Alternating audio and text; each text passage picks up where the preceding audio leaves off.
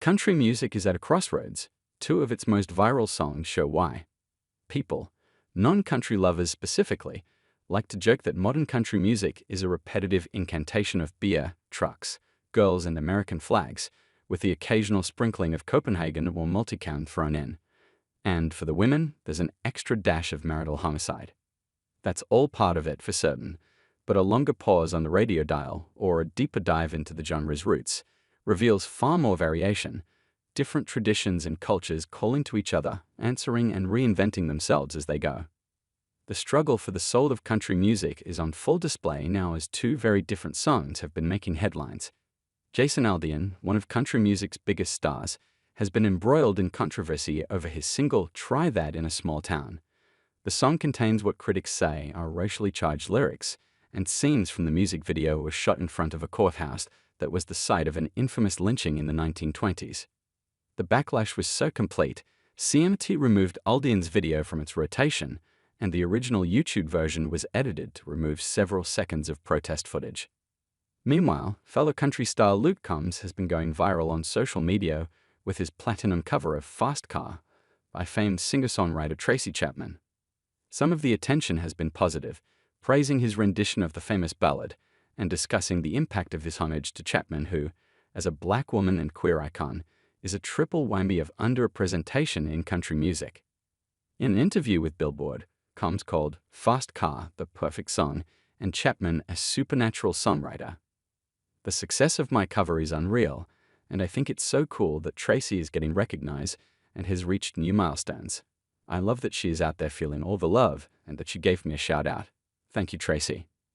Chapman herself, who is notoriously private with both her personal life and her music rights, also commented to Billboard about the song's success. "I never expected to find myself on the country charts, but I'm honored to be there. I'm happy for Luke and his success and grateful that new fans have found and embraced Fast Car." The crossover also made history, cementing Chapman as the first black woman to have a sole writing credit on one country radio song. Both "Try That in a Small Town" and "Fast Car" have topped country charts in recent weeks. While they represent something of a divide among the genre, they've also led to an exploration of finer fishes within. Aldean has millions of supporters who see his ode to the small-town solidarity as a continuation of what made country music so resonant in the first place, the telling of stories forgotten by the mainstream. Small-town pride is also a favorite theme of Aldean's, whose hits include 2010's "Flyover States" and "Dirt Road Anthem," and the early hit "Amarillo Sky," which details the noble struggles of a proud farmer.